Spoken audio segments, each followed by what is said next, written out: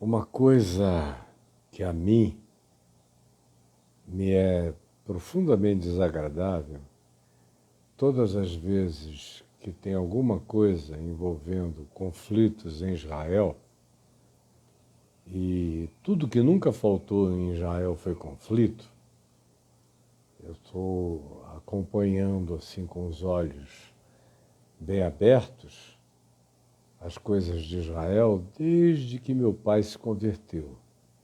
Antes de eu conhecer o Evangelho para mim, dele me ser uma revelação, uma epifania do Espírito Santo no meu coração, meu pai já havia se convertido e tornado-se um estudioso da Bíblia. E foi ele que começou a chamar a minha atenção em 67, durante a Guerra dos 6 Dias, para o fenômeno de Israel em todos os sentidos. E eu era um adolescente, esperto, ficava ouvindo. Naquele tempo, havia algumas notícias, não tantas, eram poucas as notícias, nós não tínhamos essas coberturas, não tinha nada disso, era outro planeta. Naquele planeta de então, nos anos 60 do ano 2000, você lia a revista Cruzeiro, a revista Manchete, para se atualizar das notícias, lia sobretudo o Jornal do Brasil, que era mais crítico, o Globo, alguns outros jornais de São Paulo, mas as fontes de informação não eram muitas. E meu pai se concentrava a ler tudo aquilo, a comentar em casa, então eu cresci ouvindo isso. Mas a coisa que mais me admirou, já desde aquele período, quando eu não tinha mais do que 13 anos de idade, foi começar a notar que os crentes não falavam de outra coisa naquela guerra, que só durou 6 dias, a não ser sobre a volta de Jesus. E aí, depois da guerra, que também, repito, só durou 6 dias, foi rápido, Israel venceu rapidamente, acabou aquela guerra nas portas da cidade do Cairo, no Egito, e não entrou no Cairo por pedidos das Nações Unidas, dizendo que seria muito humilhante se Israel fizesse isso, e Israel voltou. Assim como no Yom Kippur, Israel, em 73, marchou até dentro as portas de Damasco, na Síria, com a Orquestra Sinfônica de Israel tocando, o Zubin Mehta, uma grande maestro mundial, levou zangado a Orquestra Sinfônica e foi tocando na frente do exército, à medida em que a guerra foi vencida. E iam entrar em Damasco, mas outra vez as Nações Unidas pediram, quase imploraram, não faça isso porque a humilhação vai ser grande demais. E aí eles retornaram. Mas a mesma coisa que tinha acontecido em 67, eu vi em 73, os crentes naquela ebuliência, na efervescência escatológica, todo mundo querendo pregar sobre a volta de Jesus, Jesus está às portas. Aí vieram os grandes best-sellers, os livros como As Agonias do Planeta Terra, do Hal Lindsey, e uma quantidade grande de autores menores e pregadores para todo lado, todo mundo dando a sua opinião translocada. Aí o pessoal começa a querer dar nome aos bois, aí ficam inventando qual é e quem é Gog e Magog, todas essas coisas de Ezequiel 38, ou de Daniel, capítulo 7, 8, 9, ficam querendo montar isso tudo junto com o Apocalipse e criar uma historinha cronológica da volta de Jesus, o que é horroroso, é péssimo, a meu ver, que eu que estou exausto disso, é nojento. Porque pode ser que você tenha caído de paraquedas aí nessa história toda, não saiba bem o que está acontecendo. Mas eu estou nessa há muito tempo, porque não é só o tempo da minha idade, com quase 70 anos e 50 anos de ministério. Não, não é só esse tempo. É o tempo das leituras e leituras e leituras e leituras acumuladas e dessas quantidades absurdas de vezes que eu já fui a Israel, as conversas com judeus de todos os tipos, matizes e naturezas in loco.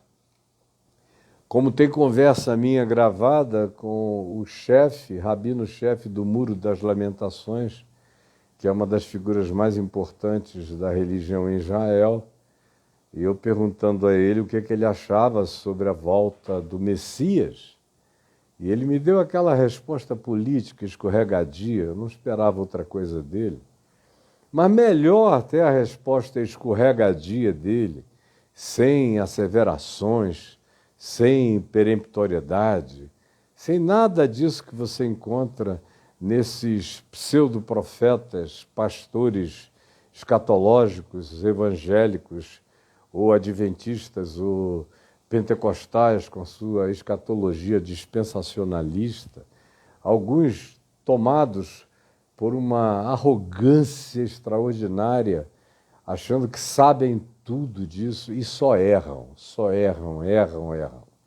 Por que eu estou gravando esse videozinho aqui? Eu não ia nem gravar nada hoje.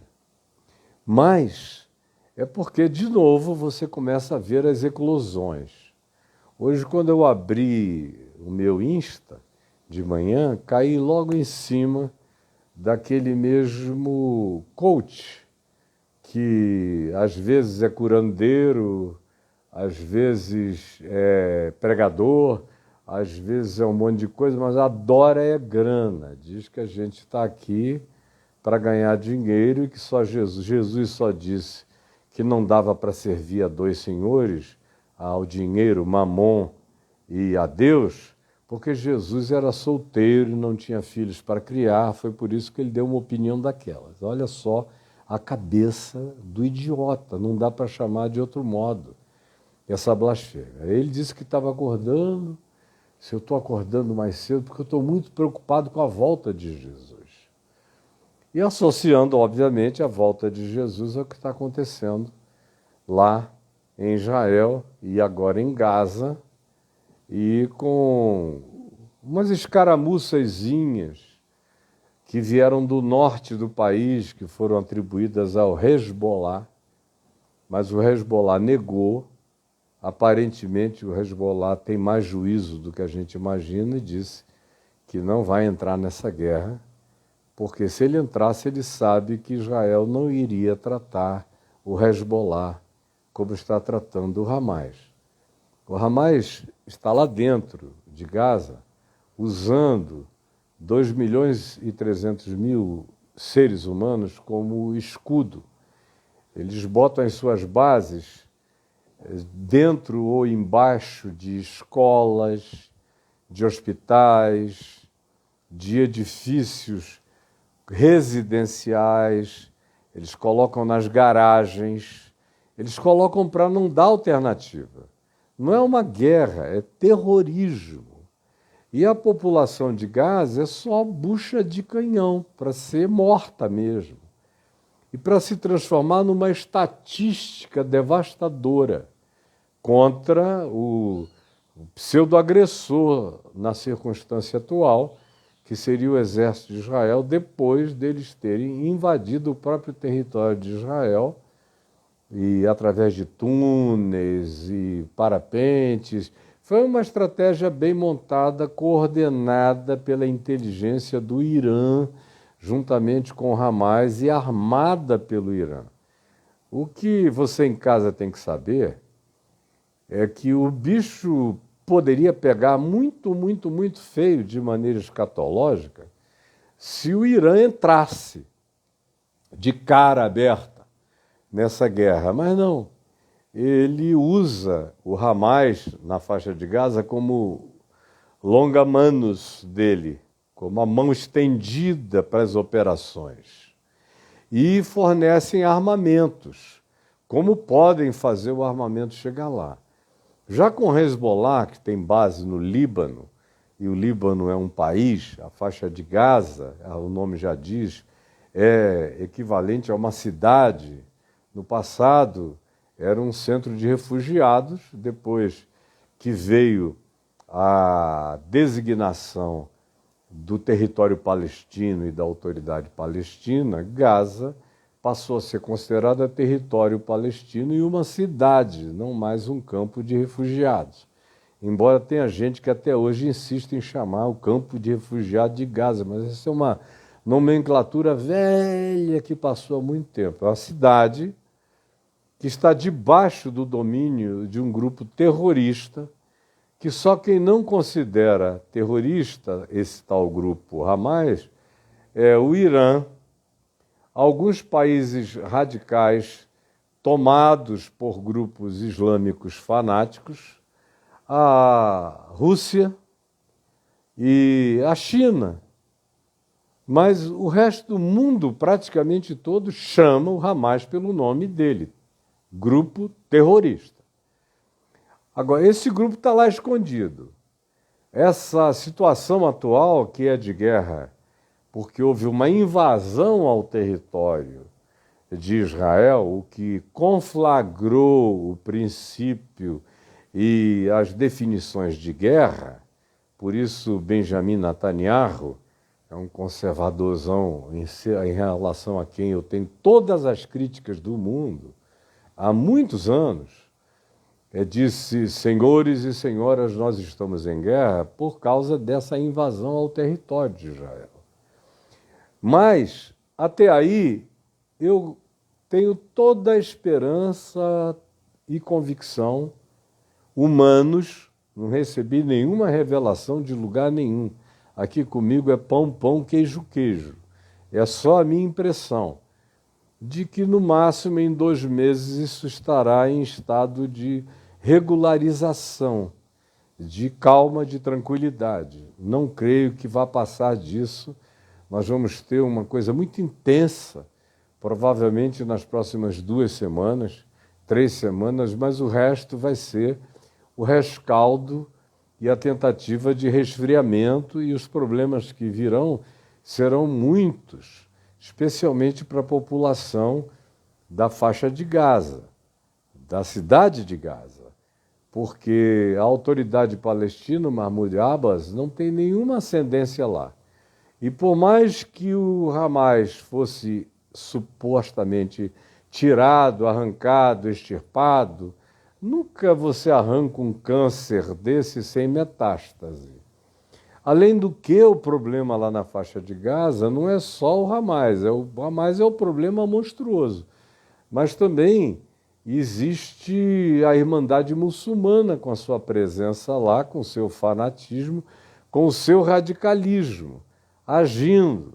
Então, para cada situação dessa, para cada pessoa que morre, são criados 8, 9, 10 potenciais candidatos ao terrorismo, porque são parentes que morrem, as pessoas querem se vingar e tudo mais que a gente já conhece na lógica humana mais básica possível. Ontem eu falei até um pouco a respeito disso. Mas o negócio iria pegar muito feio, era se o Irã entrasse, aí era país contra país. Não era um Estado poderoso, com um dos exércitos mais fortes do planeta, que é Israel, com bomba atômica, com recursos tecnológicos extraordinariamente avançados. Israel é um país startup, é um vale do silício, não só do Oriente Médio, mas também do mundo. Não porque lá haja silício, mas porque lá estão algumas das mentes mais privilegiadas do planeta, desenvolvendo tecnologias extraordinárias, incomparáveis. Então não dá para comparar Israel como Estado com o Hamas sendo um grupo terrorista. Israel, todavia, tem a promessa do Irã de que no dia que eles tiverem uma bomba atômica, a primeira ação deles será a de acabar, varrer, arrancar Israel do mapa do planeta Terra. Foi por isso que as Nações Unidas e uma coalizão de nações fizeram aqueles embargos ao Irã, há quase 20 anos atrás, e proibindo a entrada de urânio, buscando o controle disso tudo, dando permissão para o Irã ter urânio suficiente apenas para produzir energia nuclear, mas não para fazer armamentos nucleares, o que demanda um tipo de urânio muito mais bem enriquecido, e a vigilância é muito grande, e os olhos da inteligência de Israel, do Mossad, estão focados direto no Irã, porque é de onde pode vir algo com um potencial de natureza escatológica terrível. É de lá. O que está acontecendo agora é tópico. Vai passar. A tristeza é que as vítimas são sempre os inocentes. Sempre. E eu não estou me referindo aos quase 1000 que já morreram em Israel, que eram também inocentes. Mas são inocentes de um lugar que tem estrutura, família, que tem abrigo, amparo, preparação, tem água, luz, comida, hospital, tem uma superestrutura de um país muito avançado, de um país europeu com uma cultura histórica das mais antigas do planeta. Eles estão vindo desde o Grande Egito, atravessaram todas as grandes potências da Terra, aprenderam com todas as culturas do mundo. É um povo desenvolvidíssimo do ponto de vista cultural. Eu não estou falando disso, eu estou falando dos que vão sofrer agora sem recursos lá na faixa de Gaza, porque hoje a comunidade europeia cometeu a idiotice de cortar as verbas que mandam para a autoridade palestina em Nablus, na Cisjordânia, no chamado West Bank, que não tem nada a ver geograficamente com a faixa de Gaza que fica no sul. Nablus fica onde era a antiga Samaria bíblica, perto da cidade de Betel, bem do ladinho de Jerusalém. E que não tem nada a ver com essa história. O Hamas odeia a autoridade palestina. A autoridade palestina, o chefe dela, o Mahmoud Abbas, não tem nenhuma influência na faixa de Gaza. Nem eleição, se houvesse lá, ele ganharia.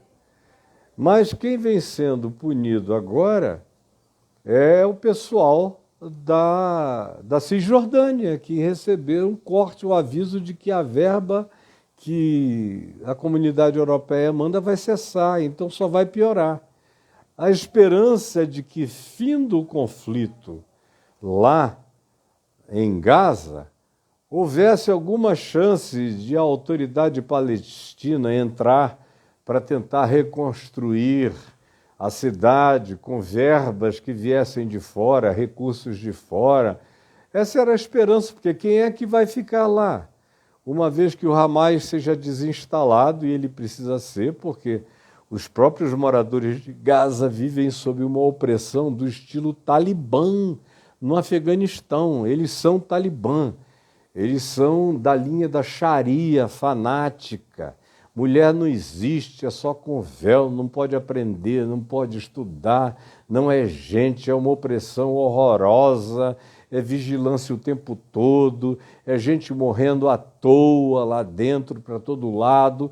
Quem está daqui não sabe nada, está vendo isso e vendo esses comentáriozinhos de internet, não tem a menor ideia de como aquela população de Gaza sofre sob o controle e o domínio do Hamas. De modo que se desse para tirar só o Hamas, sem destruir nada lá dentro da faixa de Gaza, seria o sonho de consumo dos moradores de Gaza. Tentarem se reorganizar para ter uma vida de si mesmos. Mas, infelizmente, não é isso que vai acontecer, o sofrimento vai se prolongar. Será muito difícil que Israel, mesmo que consiga silenciar, tirar e fazer o Hamas fugir como ratos pelos bueiros, que eles próprios cavam em todas as direções, Israel dificilmente vai querer ficar lá dentro de Gaza, sofrendo bomba, granada, isso, aquilo outro, com os seus soldados. Todo mundo tem família, todo mundo tem uma vida normal quando estão dentro de Israel, em circunstâncias naturais do cotidiano. Então, a situação de Gaza vai ficar complexa.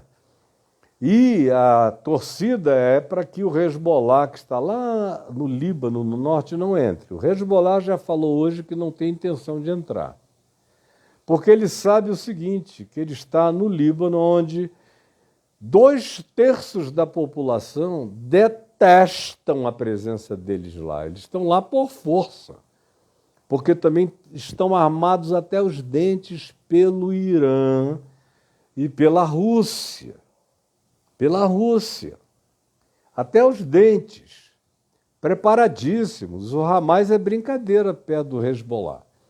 Mas o Hezbollah está dentro de um país, do Líbano, com 2/3 da população organizada, com um governo, com um presidente, com economia, sofrendo muito, mas detestando a presença paralela do Hezbollah na região e dentro do país.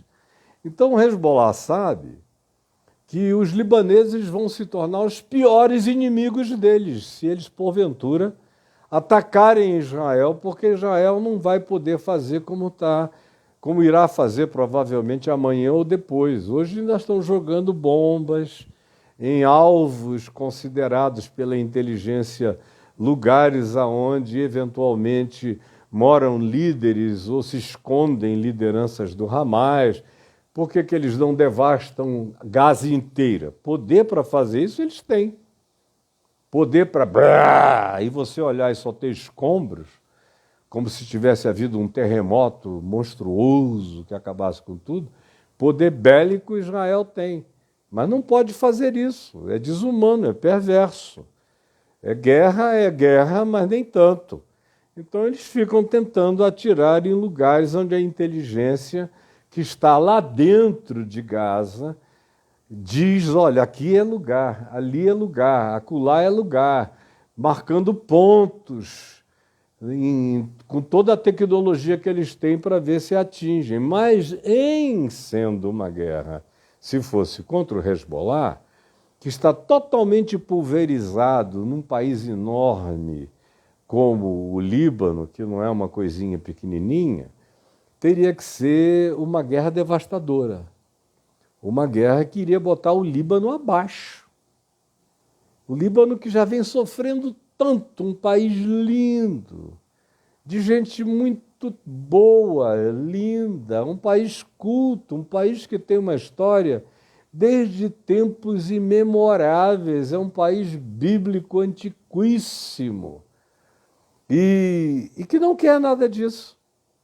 Não quer nada disso. É um país que tem uma grande população cristã, que, portanto, não quer nada disso, e que tem uma outra grande população islâmica sunita, que não quer nada com o Hezbollah. O Hezbollah é xiita. E é porque ele é xiita que ele está vinculado ao Irã. O Irã é toda uma república islâmica xiita. E aí é pedir e orar e desejar de todo o coração que o Hezbollah não cometa essa barbaridade de entrar no conflito, porque senão a devastação de Israel vai ser muito grande. Israel não vai mandar homens para lá, para ir pelo chão, como daqui a 2, 3 dias a gente vai ver o exército de Israel entrando em Gaza. Não, eles não farão isso se for no Líbano. Eles já ficaram 20 anos numa região do Líbano, e eu estava lá quando começou aquela guerra em Sabra e Shetila, e o resultado foram 20 anos de ocupação de uma região. Mas Israel e a população inteira disse: a gente não quer ocupar nada, nem ninguém, a nossa terra é essa, vamos fugir desse tipo de conflito. Conclusão, de lá para cá o Hezbollah se tornou um exército poderoso. Se eles atacarem, entrarem nesse conflito agora, a resposta de Israel não vai ser por terra. Vai ser bomba devastadora, e não serão essas que estão sendo lançadas em Gaza. Serão de um espectro, de uma capacidade, de um peso de destrutibilidade incomparável.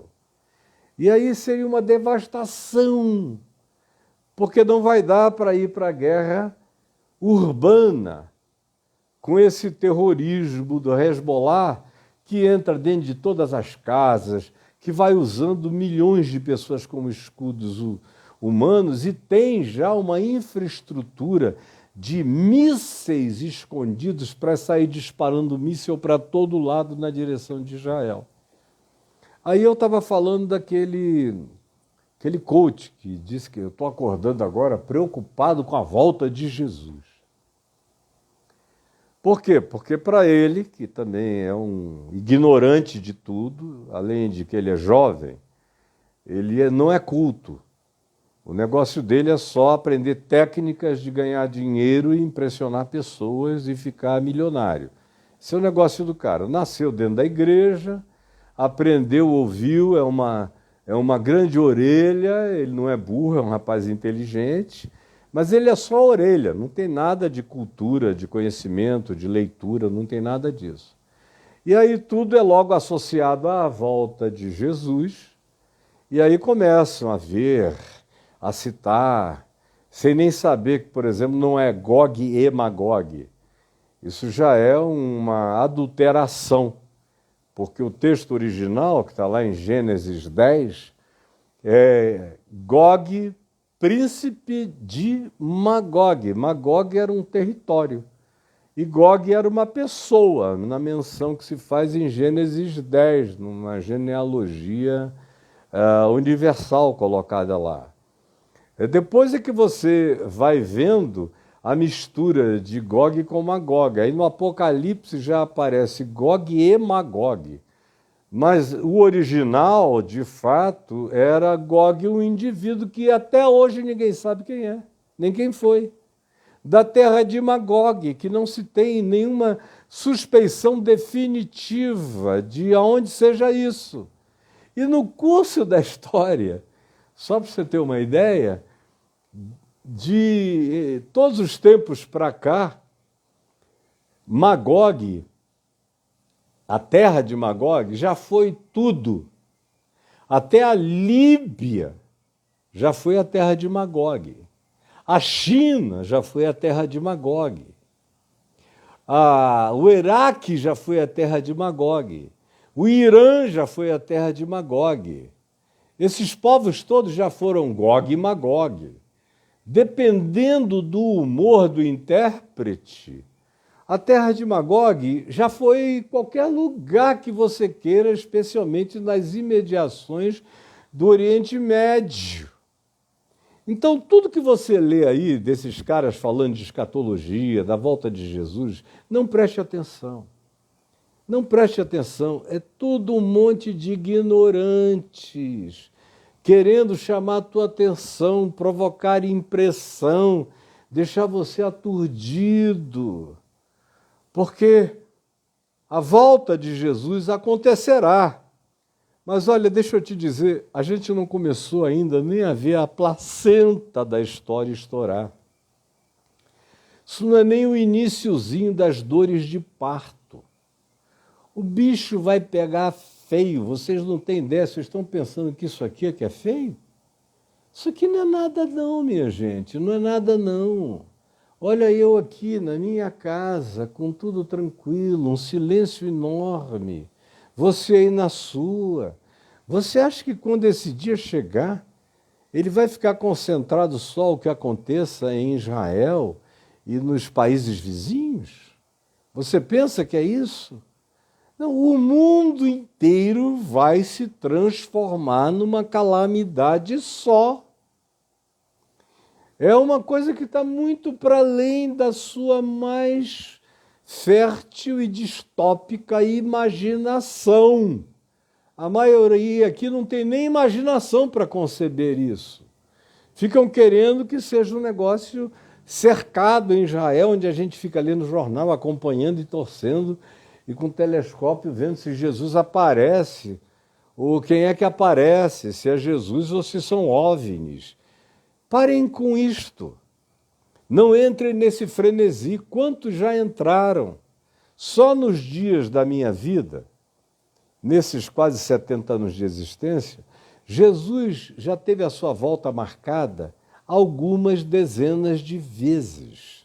E aqui no Brasil, por gente que ainda está viva, a volta de Jesus já foi marcada umas 5, 6 ou 7 vezes. E essas pessoas estão aí com a maior cara de pau, já marcaram mês, já marcaram data, já marcaram ano, já marcaram tudo. Todos eles têm nome e endereço, estão vivíssimos, mas ninguém volta dizendo, olha, me perdoa, eu errei, vou ficar calado. Não. Tem uma senhora que a cada guerra dessa ela renova a profecia todinha e diz que Jesus vai voltar outra vez, porque ela mesma já marcou não sei quantas vezes a volta de Jesus. Então eu estou dizendo isso aqui para vocês, para além da guerra, que já é horrível em si mesma, vocês não acrescentarem ainda mais coisas. Mais coisas. O que seria grave, por exemplo, com um potencial de gerar uma reação em cadeia mundial, que aí sim poderia envolver grandes potências nacionais, países oficiais do planeta, seria se o Irã, porventura, tivesse desenvolvido já a sua bomba nuclear e jogasse sobre Israel. Aí Israel iria retalhar, não com uma, nem com duas, mas com muitas. Quem tem o poder de devastar o Irã é Israel, que tem bomba nuclear há muitos anos e fica quieta, nem admite. O país não admite. Mas está lá, todo mundo sabe. Ele só não fala a respeito. Mas se desse uma loucura dessa, havendo a possibilidade na cabeça do Irã, aí viriam com certeza todos os países árabes, que não é o caso hoje. Estava havendo um tratado comercial entre Israel e a Arábia Saudita, que eu particularmente creio que vai continuar. Assim como houve um tratado comercial entre Israel e os Emirados Árabes, que eu não creio que esse episódio vai interromper. Agora, se houvesse uma entrada do Irã com armas nucleares ou com coisas desse tipo e dessa gravidade, aí a reboque vem tudo. Mobiliza-se o Iraque, mobiliza-se a República, a Federação Soviética, mobiliza-se eventualmente a China, mobilizam-se outros países e grupos, a Síria já pularia dentro, uma quantidade enorme de outros grupos viriam, aí seria algo horrível, mas eu nem diria que seria ainda nada para que a gente dissesse Jesus está voltando, porque quando Jesus voltar, como dizem os profetas do Velho Testamento, não penseis que aquele será um dia feliz. Não será um dia de luz, e sim de trevas. Não será um dia de sol, e sim de frio e gelo. Será um dia de catástrofe horrorosa, de modo que Gog, da terra de Magog, esse nome que vem desde Gênesis 10, virou muito mais uma arquetipia, um arquétipo dos inimigos de Israel. Como diz o profeta Ezequiel, há 2.550 anos atrás, ele teria dito isso no capítulo 38 da sua profecia, quando ele descreve dali para frente aquela guerra toda contra Israel e descreve uma arma que aqui na história humana do dilúvio para cá, nos últimos 4.000, 5.000 anos de existência da civilização contemporânea, porque houve civilização antes do dilúvio, por muito tempo, mas do dilúvio para cá, nós só fomos desenvolver armas nucleares de 45 em diante, em Hiroshima e Nagasaki. Agora, aquela descrição que Ezequiel faz da arma que teria sido usada e matado milhões de pessoas no Vale de Jezreel, no Vale de Meguido, lá em Israel, são descrições de algo que uma bomba de natureza atômica produz, com a radioatividade. Quem quiser vá lá e leia, é uma descrição radioativa, de uma arma radioativa, que Ezequiel descreveu em visão 2.500 anos antes dela aparecer aqui na história da nossa civilização. Mas, em resumo, olhe para os céus, espere a sua redenção, mantenha seu coração esperançoso, olhos muito abertos aqui, olhando o cenário, sem precipitação de sair dando opinião e, como eu tenho dito esses dias, sem torcida organizada, porque não dá para torcer. Tem gente morrendo dos dois lados e inocentes, que não tem nada a ver com o terrorismo, com os ódios, com as raivas, com as frustrações, com as loucuras, com as insanidades do Hamas ou de qualquer grupo terrorista. Não tem.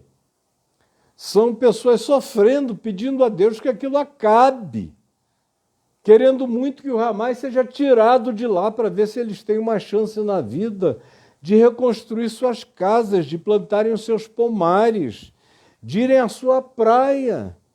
Eles têm 20 quilômetros de uma praia linda, a meu ver, a mais bonita daquele litoral inteiro, melhor do que a de Tel Aviv, melhor do que a de Ashkelon, melhor do que de outros lugares do litoral de Israel, é aquela praia de Gaza, onde eu já estive no passado, maravilhosa, linda, gostosa, boa de tomar banho. O que eles estão querendo é retomar a vida deles.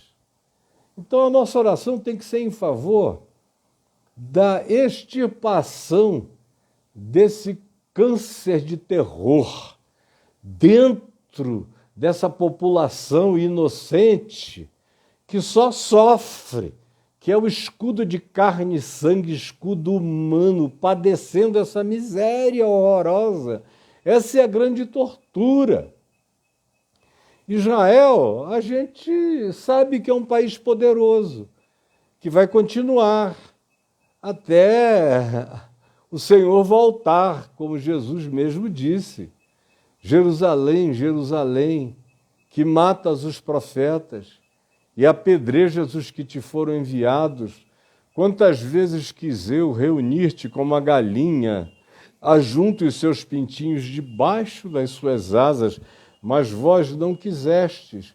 Eis que agora a vossa casa vos ficará deserta, e ficou deserta da presença oficial dos judeus por quase 2.000 anos, até 1948. Até que venhais a dizer, bendito é aquele que vem em nome do Senhor. E o próprio Jesus, no sermão escatológico narrado por Lucas, palavras de Jesus sobre os últimos dias, diz que Jerusalém seria pisada pelos gentios e seria objeto de conflitos, até que esse aeon acabasse. Esse aeon não acabou ainda. Esse aeon está em pleno vigor, essa era, esse tempo esse dia com D maiúsculo, esse dia escatológico está em plena vigência no nosso meio. Então, não se enganem, além de tudo, não fiquem ouvindo idiotas, profetas do alarme, que ficam querendo criar alarmismos. Porque no final quem paga a conta é você. Você é que fica paranoico, angustiado, neurótico. No fim é você que toma medicação. No fim é você que é frágil de cabeça e de coração, que acaba sendo internado. E 70% dos que estão nas clínicas psiquiátricas do Brasil são evangélicos de origem pentecostal, escatológica, que são os que mais vivem nervosos com a volta de Jesus, com o diabo, com tudo. Não tem cérebro que aguente isso muito tempo, não tem sistema nervoso que suporte o impacto desse muito tempo, e as pessoas pifam, adoecem, colapsam. Então não entre nessa. Pelo amor de Deus, não entre nessa. Aproveite e faça uma limpa no seu Instagram. Deixe de seguir os loucos, os malucos. Aproveite e confira, veja como são doidos esses caras que estão aí animando o seu favor escatológico acerca da volta de Jesus. Jesus volta quando quer. Se quisesse, já teria voltado. Não faltou, foi pretexto para ele voltar. Mas ele disse, olha, nem os anjos sabem desse dia, nem o Filho, senão somente o Pai. Mas você acredita nos profetazinhos que ficam montando e ainda dizem, citando aquele texto do Velho Testamento, porventura o Senhor fará qualquer coisa sem antes dizer aos seus profetas? Aí eles se apresentam a você como o profeta, que o Senhor não fará nada sem falar antes com ele. E você não é possível. Já está velho demais, rodado, para sair caindo nessas asneiras. É como comer caca de diarreia, de disenteria, é aquilo com que vocês se alimentam todo dia. Parem com isso, por favor. Eu vou parar aqui porque eu já falei demais.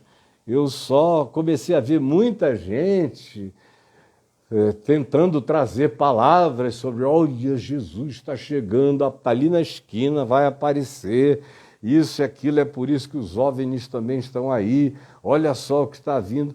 O dia da volta do Senhor, quando esse dia chegar, ainda tem que rolar tanta coisa, tem tanta água apocalíptica que não passou debaixo da ponte da história ainda. É muita descrição apocalíptico-escatológica de coisas que ainda não passaram debaixo da ponte da história. Eu só fico vendo. Ainda falta tanta coisa, tanta coisa, tanta coisa. Então, acalme seu coração e ore. Ore pelos dois lados, ore pelas criaturas humanas envolvidas, ao invés de ficarem na torcidazinha organizada que a religião adora. Saia dessa, isso só vai fazer você se tornar um ser humano pior, mais perverso, mais maligno, mais feio, menos gente. Pelo amor de Deus, ouça o que eu estou lhe dizendo. Quem me dera ser escutado, Senhor. Quem me dera ser ouvido, quem me dera ser acolhido, quem me dera ter um lugar de sabedoria no seu coração para agasalhar as palavras que eu estou dizendo com toda a verdade, bom senso, paz e calma, pedindo a você para não misturar as coisas. De mim você não receberá engano jamais. Agora, abra bem seus olhos, porque você está cercado pela mentira. E tem mais, a verdade é a última coisa que as pessoas querem ouvir, em qualquer hora. A mentira é a primeira, os enganos, os enganadores, os falsos profetas. Foi por isso que Jesus repetiu nas suas mensagens do fim dos tempos, cuidado, acautelai-vos, vigiai, os falsos profetas. O que ele mais repetiu, recorreu, foi ao perigo dos falsos profetas. Então, preste atenção nisso, está cheio de lobo mercenário e falso profeta querendo ganhar dinheiro às suas custas, gerar impressão em você. Quanto mais impressionado você fique, quanto mais você os siga, mais eles faturam em cima de ti. Então, pelo amor de Deus, abre os olhos, tá bom? Um beijo, um beijo. E eu tenho falado com os meus amigos em Israel e na Palestina. Graças a Deus está todo mundo bem. E não falei com ninguém na faixa de Gaza por razões óbvias. Mas na Cisjordânia e em Israel, graças a Deus, estão todos bem. Todo mundo apreensivo, triste, mais triste do que qualquer outra coisa. E o nome do coach, de mim, ele não terá esse prazer. Ele está doido que eu mencione o nome dele, que é para ele vir com as baixarias dele, mas chega, eu não tenho lugar para dar a essa pessoa, a essa criatura humana. Nem, eu não. Beijos. Tchau.